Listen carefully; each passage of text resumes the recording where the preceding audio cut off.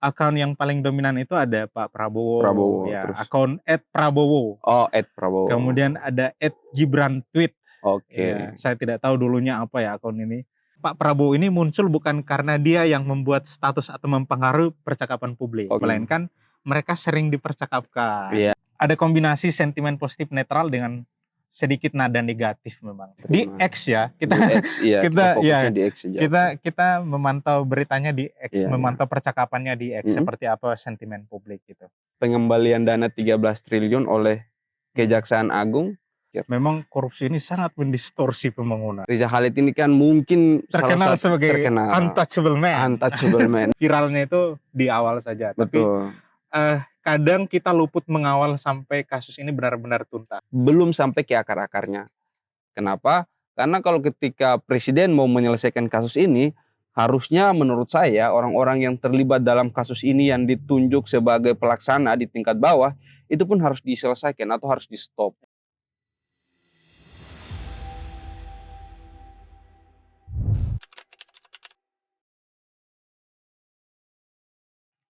Halo teman-teman, selamat datang di podcast Intrik Indonesia Metrik. Ya. Di sini kita akan ngobrol banyak hal seputar isu sosial, ekonomi, dan hukum. Dan inilah podcast pertama kita. Tentu saja kita akan berusaha semaksimal mungkin ya untuk membawa percakapan yang tidak bikin dahi Anda berkerut terus. Nah, betul ya Bung Arjun ya. Nanti Betul sekali. kita akan membahas seputar apa tema hari ini? Iya, jadi kita akan berbicara mengenai 1 tahun masa pemerintahan Prabowo Gibran ya. Ya. 1 tahun masa pemerintahan Prabowo Gibran ini tentunya banyak aspek sekali yang memang kalau kita telah secara satu persatu tentu membutuhkan waktu yang panjang. Tetapi mungkin hari ini kita akan fokus kepada 2 hal saja. Kita berbicara tentang angka mungkin, dan terus kita berbicara tentang kebijakan. Tentunya kalau kita berbicara tentang angka, tidak terlepas dari kita berbicara tentang ekonomi itu sendiri. Kebijakan mungkin kita akan menyerempet isu-isu hukum lah yang kiranya mungkin menjadi perbincangan di masyarakat. Karena betul. Saya pikir 2 hal ini bukan cuma fokus terhadap pemerintah saja, tetapi itu menjadi fokus bagi seluruh masyarakat ya. Itu masyarakat sipil, masyarakat tani, nelayan, dan seluruh elemen masyarakat. Kiranya itu menjadi wacana bersama yang perlu kita refleksikan kiranya dalam 1 tahun masa pemerintahan Prabowo Gibran ini. Dan harapannya sih semoga kita bisa membawa obrolan ini dengan nada yang ringan. Gitu. Bahasa-bahasa yang down to earth gitu kan. Oke, siap. Nah, nanti kita akan ini juga Bung Arjun. Nanti kita akan memaparkan juga nih. Jadi dari tim kita di Intrik juga sudah menyiapkan sebuah pemantauan isu. Oke, di media sosial. Berarti ada pemantauan isu ya? Iya. Oke. Tapi kita fokus di X. Nah, mungkin ada yang bertanya-tanya kenapa X gitu. Nah, kenapa X? Karena memang di X itu adalah salah satu platform memang yang khas. Pergolakan nasional itu selalu munculnya di X. Oke, baik. Apa karena namanya X gitu. makanya kayaknya pemerintah kalau buka X itu dahinya langsung mengkerut. Gitu. Iya. Jadi biar pemerintah dahinya tidak mengkerut. Bisa tonton podcast ini.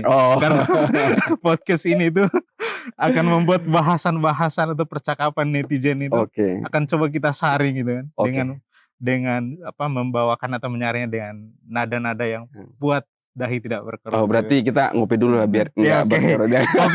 Kopi dulu. Nah, jadi menarik Bung. Jadi kita sudah buatkan analisisnya.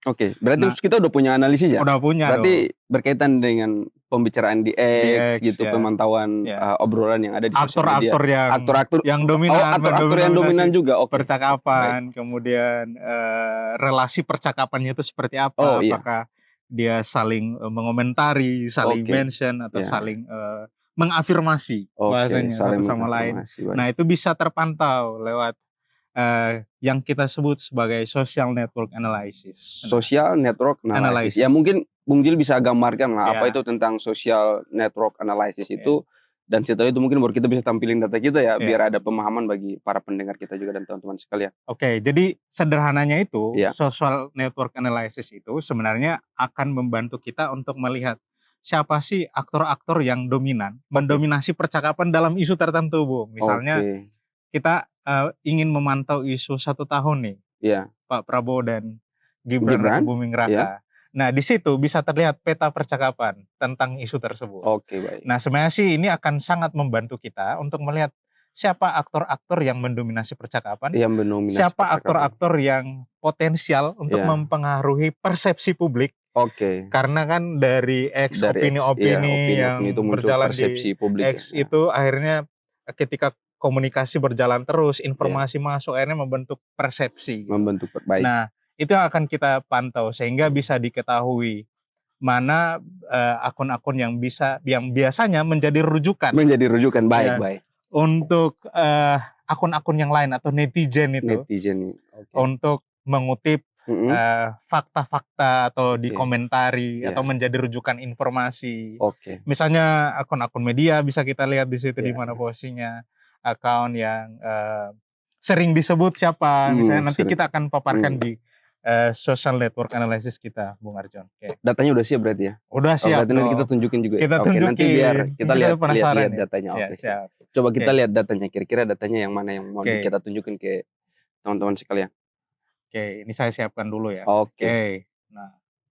Nah, ini datanya teman-teman ya. Jadi kita bisa lihat sama-sama ini data yang muncul di percakapan publik. Di percakapan publik. Oke. Ya, oke. Teman-teman mungkin bisa lihat di situ ya. Di sini kita menggunakan jadi untuk mencari untuk memantau isu tertentu, ada yang namanya keywords. Keywords, kata kunci. Kata kunci. Ya, betul. Kita mainnya di kata kunci. Kita mainnya di kata kunci. Saya kan ada orang masuk ya, keywordsnya apa? Oke, jangan lupa passwordnya. Ya, Jangan lupa passwordnya. Tapi ini kita keywords. Oke. Ya.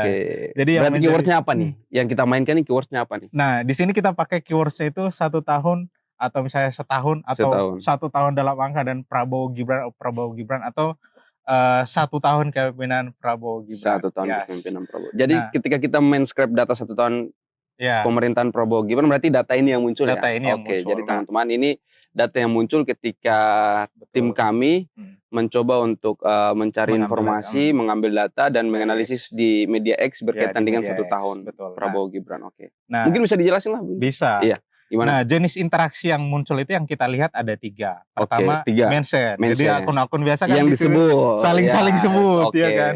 Saling sebut. Nah, mention ini memang punya kecenderungan dia itu kenapa termention? Biasanya konotasinya selalu negatif. Selalu negatif. Iya, biasa orang saling baku pukul ya. Interaksinya biasanya mention. Iya, siap. Mostly kalau di X itu bisa digambarkan seperti itu. Oh, kalau orang baku pukul biasanya saling mention mereka. Nah, itu bisa terlihat tuh. Kemudian ada replay. Biasanya ada yang buat status atau misalnya tulisan-tulisan di media. Biasanya dari media itu selalu menjadi rujukan atau kutipan. Misalnya media menulis misalnya kasus MBG nih di sekolah A, dia meretweet tapi sekaligus memberikan catatan. Jadi quotes. Jadi mengquote. Misalnya dari media tadi dari menulis MBG, ada catatan misalnya tentang pemberitaan mengenai keracunan misalnya di sekolah A gitu. Nah, biasanya netizen di X itu biasanya mereka meretweet sekaligus memberikan komentar. Nah, itu bisa bervariasi. Ada yang mengafirmasi tulisan. Ada yang misalnya memberikan catatan kritis atau saran. Terus ada yang reply itu biasa komentar. Komentar misalnya saya buat tweet misalnya tentang kehilangan pekerjaan atau tentang keracunan MBG. Nah, Bung Arjon bisa mengomentari di bawah. Nah, relasi relasi saya dan Bung Arjon itu jadi relasi reply tadi karena mengomentari, betul. Siap. Berarti ada 3 tadi ya. Pertama metodenya dengan cara mention, replay sama quote tadi itu. Sama quote tadi.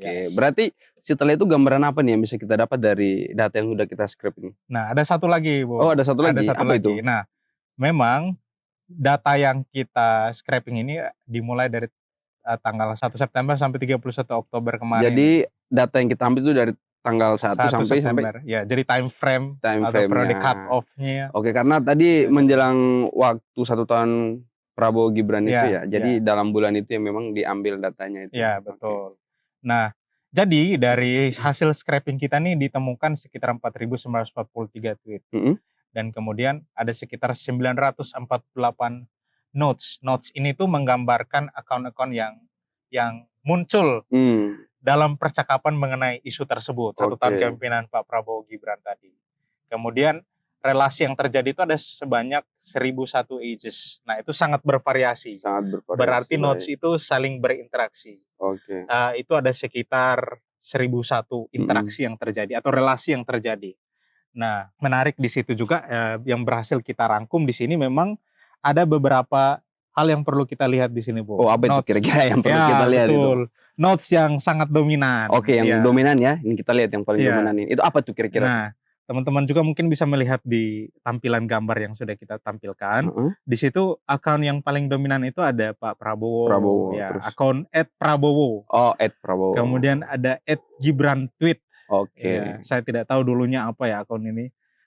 Kemudian ada 319 AHW, kemudian Yan K. Dedis dan Kementerian ATR BPN nih. Nah, ini menarik memang ini kalau Kementerian akun-akun yang BPN. Yang muncul ya dalam perbincangan 1 tahun Prabowo Gibran ini berarti. Nah, memang relasi yang terjadi itu adalah relasi ke dalam. Relasi ke dalam. Ya, artinya apa itu? Relasi ke dalam itu. Artinya Pak Prabowo ini muncul bukan karena dia yang membuat status atau mempengaruhi percakapan publik. Artinya bukan Pak Prabowo atau Gibran yang mendrive dari akun tersebut, bukan mereka yang mendrive langsung, melainkan mereka sering dipercakapkan. Bisa dikomentari. Primadona ya. Bisa mungkin terjadi reply terhadap status yang udah lama-lama, udah dulu-dulu gitu.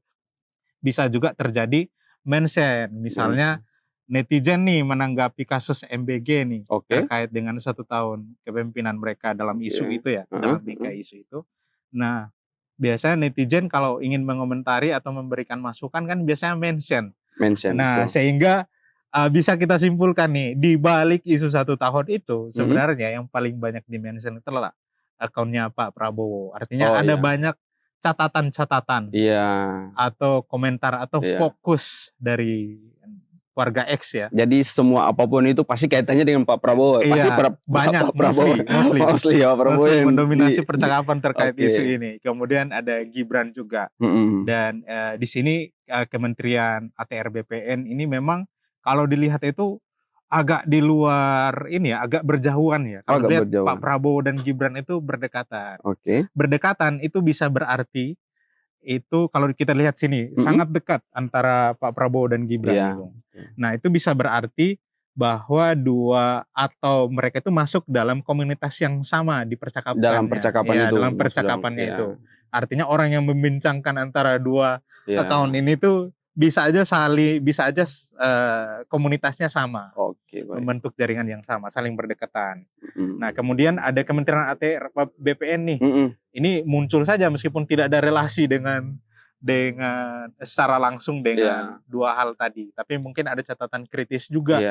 Tapi memang yang kita lihat di sini tone percakapannya itu cenderung netral. Nah, ini biasanya kalau netral itu dia sifatnya pertanyaan. Baik. Ya, jadi hanya pertanyaan atau mungkin ingin meminta petunjuk apa atau klarifikasi apa, sehingga kata-kata yang digunakan itu cenderung netral. Ya betul. Nah, yang kita bisa lihat juga di sini apa, Bung?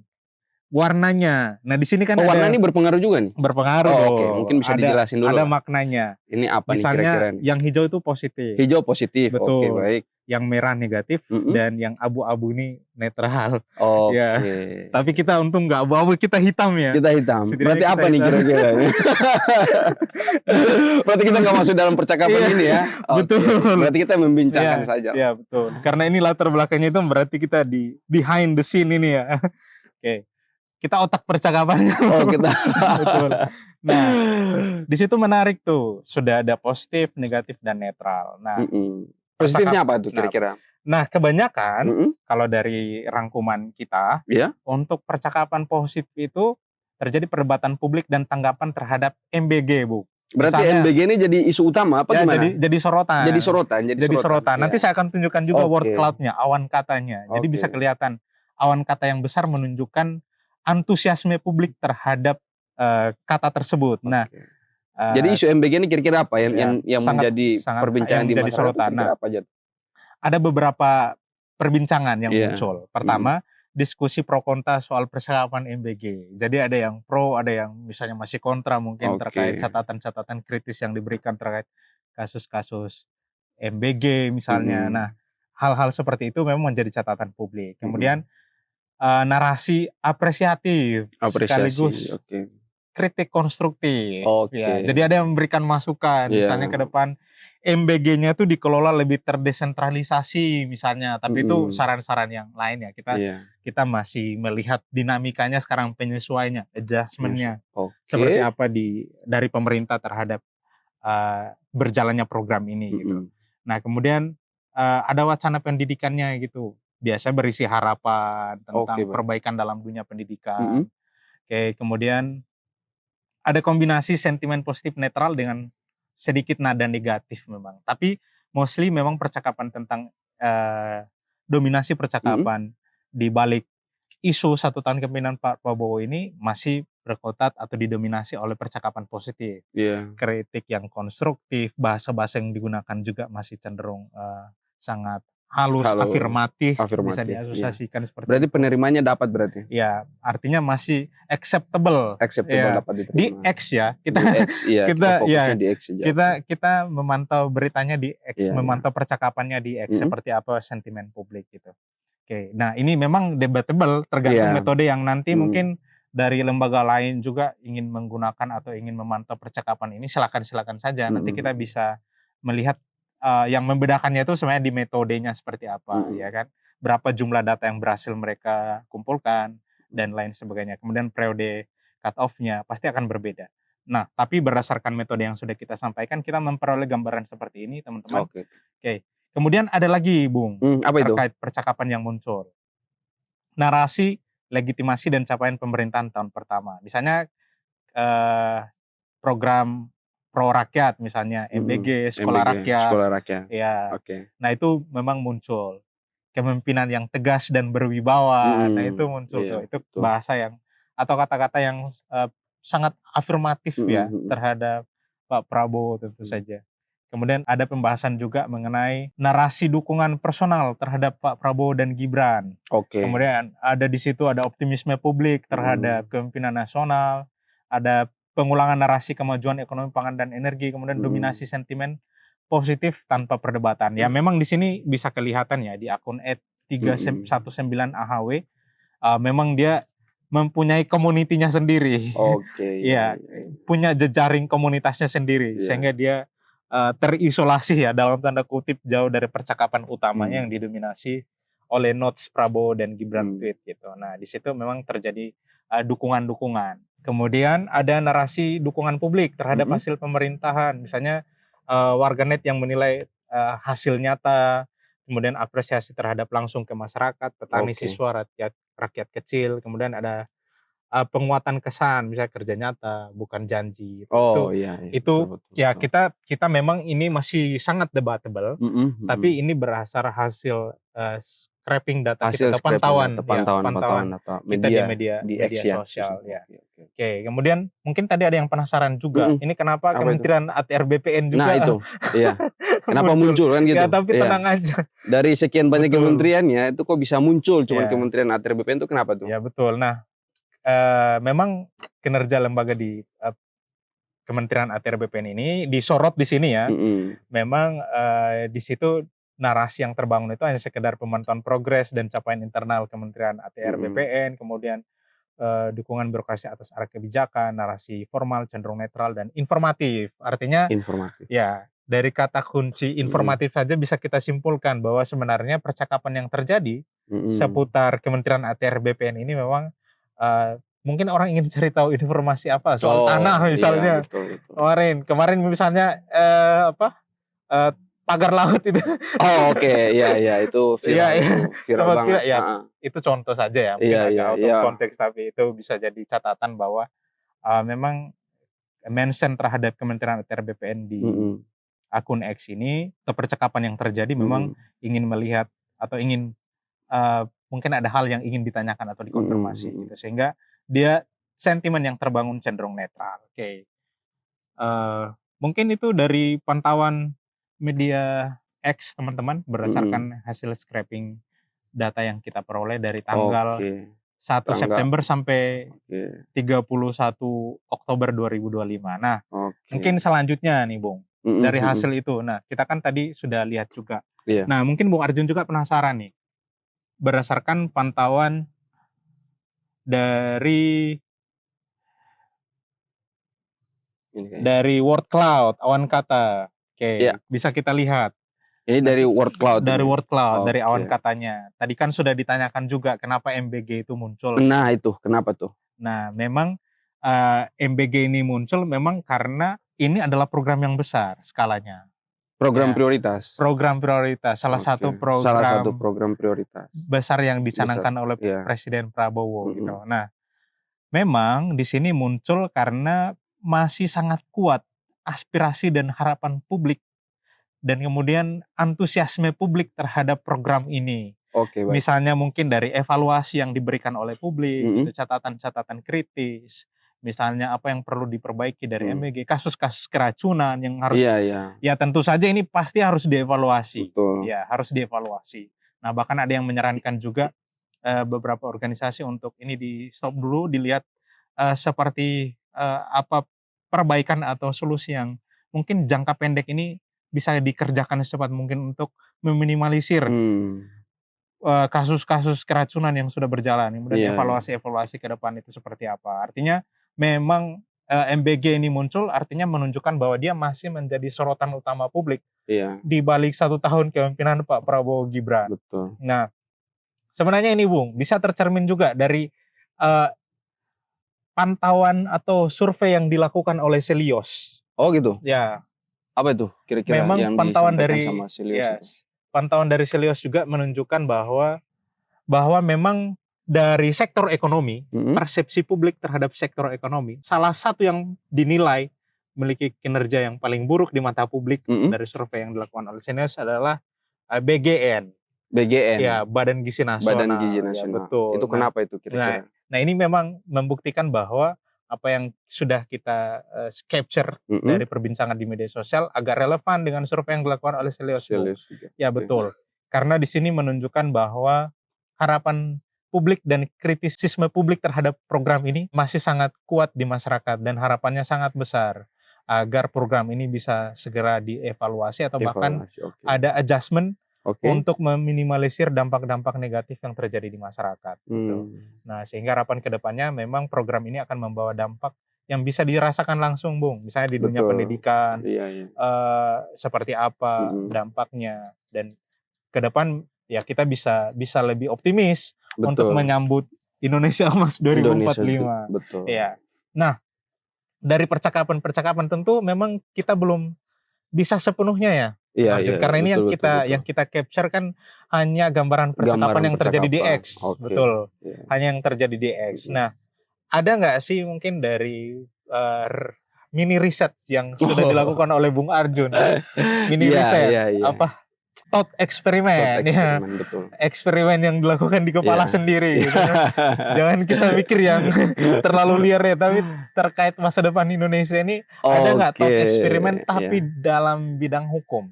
Ada Mhm. nggak catatan-catatan yang mau disampaikan? Iya. Jadi kalau kita lihat scraping data yang muncul, memang ini kan ya mungkin kalau misalnya keracunan dan lain sebagainya itu juga memang ada urusannya dengan masalah hukum, semuanya pasti ada urusannya dengan masalah hukum ya. Tapi yang mau saya sampaikan mungkin gambarannya yang tidak tercapture mungkin ya Ya, di dalam pemantauan media kita. Nah, underground-nya. underground. Yang mau saya sampaikan begini, berkaitan dengan isu hukum 1 tahun Prabowo Gibran ya. Kalau saya mungkin berangkatnya dari Astacita Prabowo. Oke. Ya. Gimana Jadi tuh? Astacita Prabowo ini kan salah satunya adalah memperkuat reformasi politik dan hukum, terus juga memperkuat sistem pencegahan dan pemberantasan korupsi dan juga narkoba. Mungkin tetap perbaikan birokrasi lah. Nah, mungkin kalau berangkat dari situ harusnya reformasi hukum menjadi salah satu leading sektor yang memang harus diperhatikan oleh pemerintahan Prabowo Gibran. Karena kalau saya melihatnya bahwa langkah yang diambil Prabowo sekarang adalah bagaimana menggunakan sistem penegakan hukum untuk meningkatkan pertumbuhan dan mensejahterakan masyarakat. Okay. Betul. Nah, seperti apa tuh langkah-langkah yang iya. Kalau mungkin berkaitan dengan hal itu yang bisa saya gambarkan untuk langkah positifnya dulu ya. Karena positif. Memang kalau ketika kita ngomongin 1 tahun masa pemerintahan Prabowo Gibran itu kan plus minusnya pasti ada, nilai kritisnya pasti ada, dan nilai dampak positifnya juga pasti ada. Mungkin yang terbaru berkaitan dengan pengembalian dana 13 triliun oleh Kejaksaan Agung yang kepada ada Pak Purbaya itu. Nah, yang ada Pak Purbaya, pura-pura banyak gaya. Sempat terlambat juga beliau pada saat itu. Oh, sempat terlambat beliau datangnya itu. Iya, tapi baik terlambat daripada tidak sama sekali. Betul. Iya. Jadi pada saat pengembalian dana 13 triliun oleh Kejaksaan Agung itu kan itu berangkat dari masalah CPO ya. Itu masalah dari crude palm oil itu pengelolaannya minyak mentah lah. Sawit ya hubungannya. Sawit, hubungannya itu dengan sawit. Nah, dengan hubungannya dengan sawit itu kan Presiden Prabowo dalam pidatonya pada saat peristiwa atau kejadian dan momentum pengembalian dana kepada negara itu kan beliau menegaskan bahwa penegakan hukum itu harus menggunakan hati. Ya kan, selain harus menggunakan hati juga harus memperhatikan aspek keadilan dan jangan sampai menyusahkan masyarakat. Selain itu juga dalam pidatonya beliau menyampaikan bahwa dengan satu sektor penegakan hukum yang sudah dilakukan oleh Kejaksaan Agung, itu kan dengan dana 13 triliun itu bisa membangun atau memperbaiki ribuan sekolah. Ya kan? Itu mungkin bisa dialokasikan untuk makan bergizi gratis mungkin, terus juga untuk pembangunan kampung nelayan. Artinya kalau saya melihatnya adalah langkah hukum atau langkah penegakan hukum di masa pemerintahan Prabowo adalah bagaimana dapat mengembalikan kerugian negara untuk dipergunakan mensejahterakan masyarakat. Ya kita lihatlah dalam berbagai program prioritas yang menjadi sorotan itu ya, semisal makan bergizi gratis, terus sekolah rakyat, itu kan tentu butuh dana alokasi yang cukup banyak. Alokasi dana yang cukup banyak, betul. Nah, kalau semisal penegakan hukum dalam bidang korupsi ini bisa dimaksimalkan, kiranya semua permasalahan-permasalahan ekonomi itu bisa untuk dibenahi, bisa untuk dibantu dan diselesaikan. Itu juga yang menjadi concern utama saya pikir. Memang korupsi ini sangat mendistorsi pembangunan. Nah itu dia, sangat-sangat mendistorsi pembangunan. Karena alokasi dana yang tadinya, misalnya contoh ya, di tempatku itu pernah saya baca berita beberapa bulan lalu mungkin terjadi kasus korupsi dana pendidikan ya. Nah, memang untuk daerah yang berkembang seperti daerah saya di Sulawesi Utara khususnya, memang masih memerlukan akselerasi. Akselerasi, betul. Iya, artinya fokus harusnya membangun sumber daya manusia, membangun infrastruktur untuk menunjang produktivitas misalnya dari hasil pertanian atau hasil di kelautan. Tapi memang dari daerah berkembang ini kita memerlukan, untuk menjadi daerah maju kita memerlukan tahap industrialisasi sama dengan negara gitu. Saya berpandangan bahwa memang kita memerlukan industrialisasi. Artinya sekarang ini kan di tempat saya itu, Bung Arjun, memang hasil pertanian dan perikanan itu masih diekspor, masih dijual secara mentah. Jadi produk mentahannya saja, produk primer aja yang digunakan. Produk primer. Ya, nah perlu tahap industrialisasi, atau mungkin sekarang lebih banyak yang mempopulerkan dengan bahasa hilirisasi. Oh, hilirisasi. Hilirisasi. Betul. Nah, kita memerlukan itu untuk menjadi daerah maju, untuk meningkatkan PDRB kita, untuk meningkatkan pendapatan daerah, untuk meningkatkan pendapatan per kapita masyarakat yang ada di sana. Tapi di balik proses industrialisasi itu memang menuntut adanya dukungan sumber daya manusianya. Betul.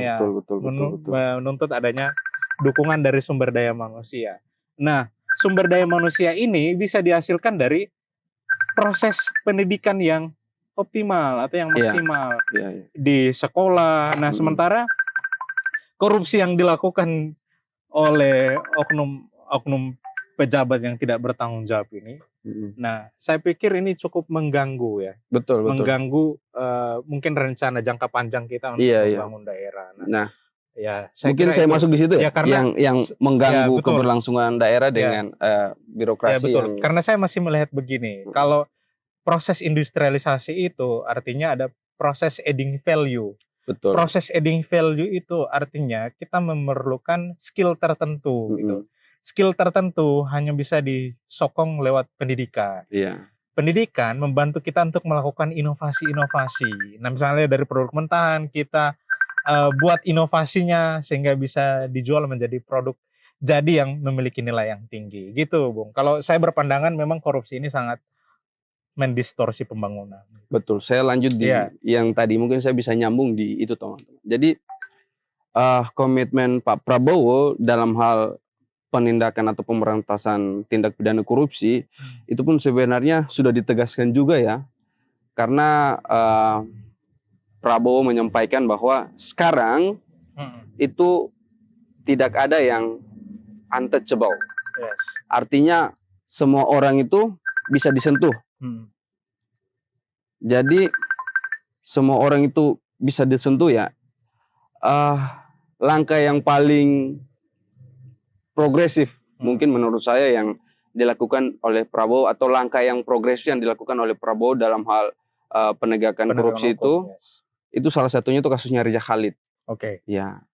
Riza Khalid ini kan mungkin terkenal sebagai untouchable man. Dari dulu, dari dulu sampai sekarang yang memang dalam bidang minyak dalam bidang jangan gini Bung Arjo. Dia untouchable man karena ada pernah dari invisible man. Invisible hand. Nah, itu nanti kita ngomonginnya lebih jauh dari political will sebenarnya. Tapi ya itu berdasarkan kita tidak di bidang hukumnya seperti itu. Jadi kita tidak bisa melepaskan yang tadi untouchable man itu dari mungkin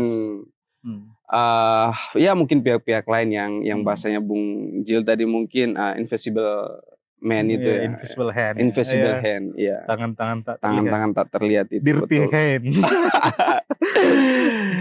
Iya, jadi dengan langkah yang menersangkakan Riza Khalid dan juga anaknya, dan sekarang Riza Khalid menjadi DPO, saya pikir itu menjadi sebuah warning tersendiri bagi pejabat ataupun pihak-pihak yang memang dalam tanda kutip masih bermain dalam hal dunia minyak dan juga mungkin dalam berbagai aspek yang kecenderungan bisa merugikan keuangan negara. Nah, langkah itu yang diambil oleh Presiden menurut saya sudah bagus.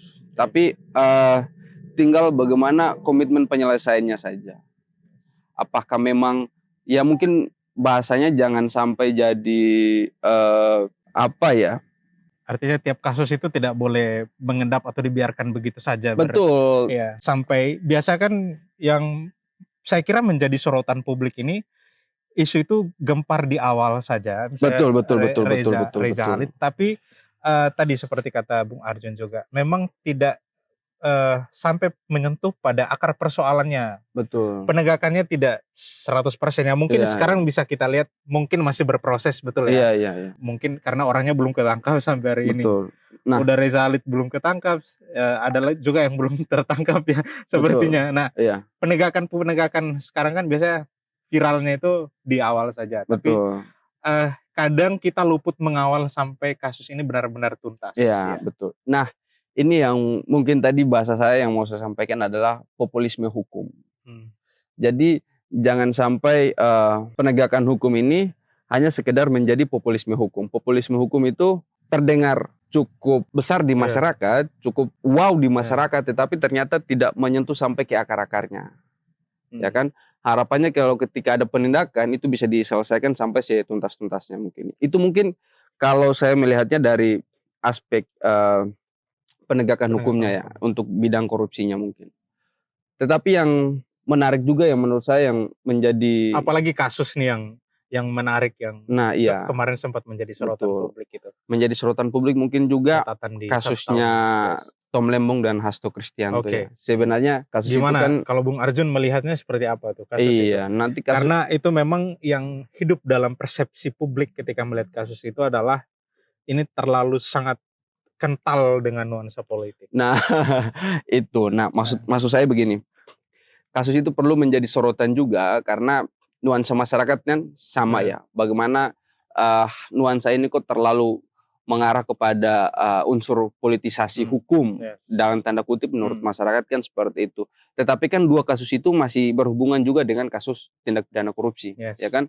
Yang masih sering diperbincangkan itu keterlibatan Tom Lembong dalam mengeluarkan kebijakan impor gula yang terus berujung kepada pemindadaannya dia, terus juga Hasto Kristianto yang diduga terlibat dalam kasus suap yang dilakukan oleh Harun Masiku ya. Kasus dua ini kalau kita letakkan dalam konsep hukum itu merupakan kasus hukum. Tetapi penyelesaiannya yang kita lihat adalah penyelesaian melalui jalur politik. Kasus hukum yang diselesaikan melalui jalur politik. Karena dalam hal ujung penyelesaiannya itu adalah melibatkan keterlibatan presiden. Dalam hal ini mengeluarkan amnesti dan abolisi. Amnesti dan abolisi itu merupakan hak dan wewenang dari presiden sendiri itu. Tetapi hal itu kan dalam tanda kutip ya, merupakan langkah politis yang diambil menurut saya kiranya untuk menyelesaikan permasalahan hukum. Karena kasus ini kan cukup menyita perhatian publik dan dengan cukup menyita perhatian publik ini kan membuat kestabilan nasional dan kestabilan politik itu menjadi terganggu juga. Sehingga mau nggak mau presiden harus mengambil langkah antisipatif dalam hal penyelesaiannya supaya tidak terjadi riuh-riuh lagi dalam tanda kutip di dalam masyarakat. Tetapi riak-riak yang tidak diperlukan. Tapi menurut saya ini menjadi catatan kritis. Karena apakah semua kasus yang seperti ini harus berujung kepada penyelesaian yang diambil oleh presiden? Ya kan? Karena kalaupun memang setiap kasus harus menjadi riak-riak di publik terus harus diselesaikan dengan langkah politis, saya pikir penegakan hukumnya memang harus diperbaiki terlebih dahulu. Dan catatannya juga untuk penegakan hukum ini menurut saya belum sampai ke akar-akarnya. Kenapa? Karena kalau ketika presiden mau menyelesaikan kasus ini, harusnya menurut saya orang-orang yang terlibat dalam kasus ini yang ditunjuk sebagai pelaksana di tingkat bawah, itu pun harus diselesaikan atau harus di stop. Tapi kan ternyata kasus ini kan sampai sekarang masih berjalan ya untuk pihak swasta yang ditunjuk sebagai pelaksana dalam tingkat bawah. Nah ini kan penyelesaiannya yang menurut saya tidak begitu adil bagi pihak-pihak tertentu. Itu untuk kasusnya Tom Lembong ya mungkin ya. Mungkin kalau untuk Hasto ya mungkin sekarang ya sasaran utamanya mungkin Harun Masiku. Tapi kan ya itu nanti biar jadi tugasnya KPK untuk menyelesaikan kasus itu ya. Itu mungkin gambaran untuk kasus pemberantasan korupsi ya. Yang ada di Indonesia yang menjadi catatan 1 tahun kepemimpinan Prabowo Gibran. Betul. Tapi yang mau saya tambahkan adalah hal ini bukan cuma sebatas pada pemberantasan tindak pidana korupsi, tetapi juga berkaitan dengan penegakan hukum dalam hal kebebasan masyarakat sipil, hak asasi manusia. Karena kita tahulah untuk bulan Agustus kemarin kiranya ya, itu kan terjadi gejolak demonstrasi yang cukup masif di masyarakat. Dan dampaknya adalah kurang lebih mungkin sampai sekarang kalau saya tidak keliru itu hampir kurang lebih 300 orang yang terlibat dalam aksi demonstrasi itu masih berproses secara hukum. Walaupun memang kita bisa harus lebih jauh menguliti apakah memang yang terlibat ini adalah pure masyarakat yang atau aktivis yang menyampaikan pendapat secara real betul-betul menyampaikan pendapat atau ada juga yang memang terlibat dalam aksi anarkisme ataupun pengerusakan, penjarahan dan lain-lain.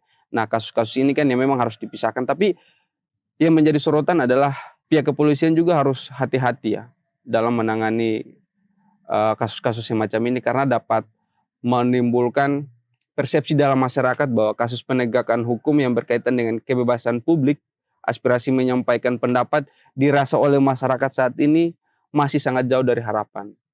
Dan cenderung orang yang skeptis, maksud saya skeptis dalam hal menilai apakah kebijakan pemerintahan ini sudah baik apa belum, dengan memberikan tawaran solusi itu harusnya dilindungi. Jangan sampai sikap skeptisisme dari masyarakat ini malah dibungkam. Betul. Padahal yang kita ketahui bahwa dari skeptisisme masyarakat, aktivis maupun pihak lainnya yang menilai kekurangan kebijakan itu merupakan pengamat-pengamat, akademisi itu kan merupakan salah satu blind spot yang harusnya menjadi sorotan, saya Yes, pikir. betul. Untuk perbaikan, Untuk perbaikan. menutup Nah, kekurangan-kekurangan yang betul. Nah, ada di harapannya hal itu juga harus menjadi nalar kritis bagi pemerintah untuk menilai sikap yang dilakukan atau sikap yang diambil oleh masyarakat sipil dalam memberikan kritik dalam hal konstruksi pembangunan demokrasi kita Betul. untuk pembangunan bangsa dan negara ini. Oke. Itu yang harus menjadi Ya, perhatian menurut oke. saya. Itu sudah memang sangat elaboratif sekali, Iya. teman-teman, penjelasan mengenai hukum dari Bung Arjun. Nah, Iya. ini kita tidak terasa, Bung Arjun, Iya. sudah sampai di penghujung Obrolan kita. podcast ya, Oke. obrolan kita hari ini. Tapi kan gak selesai sampai di sini kan? Betul. Masih ada yang lain lagi berarti. Masih ada yang Oke, lain. siap. Kita menunggu barang baru.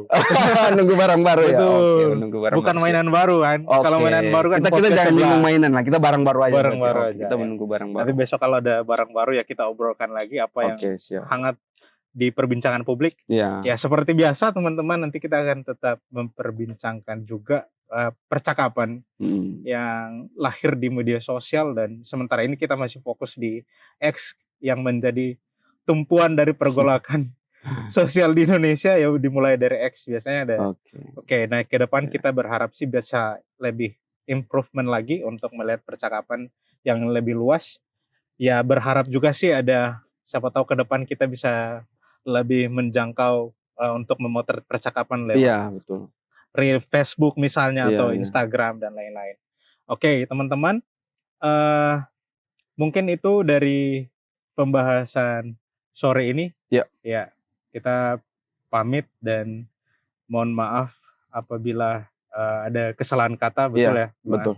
Kalau ada koreksi, masukan, kritik, kita sangat menerima, karena kita percaya pengetahuan itu sifatnya adalah falsifikasi. Oke. Jadi bisa disalahkan atau berpotensi salah. Iya. Kalau dia sudah tidak bisa disalahkan, itu bisa jadi dogma. Oke. Siap. Nah, karena ini ilmu pengetahuan, jadi kita sangat terbuka atas kritik dan masukannya, dan mohon maaf atas segala kekurangan kita. Teman-teman, itu mungkin untuk hari ini. Saya rasa sekian. Tetap hidupkan nalar kritis, tetap hidupkan akal sehat, karena akal sehat yang tidur membangunkan monster. Selamat sore. Selamat sore teman-teman. Oke. Bye. Lanjut ngopi dulu kita. Iya. Oke.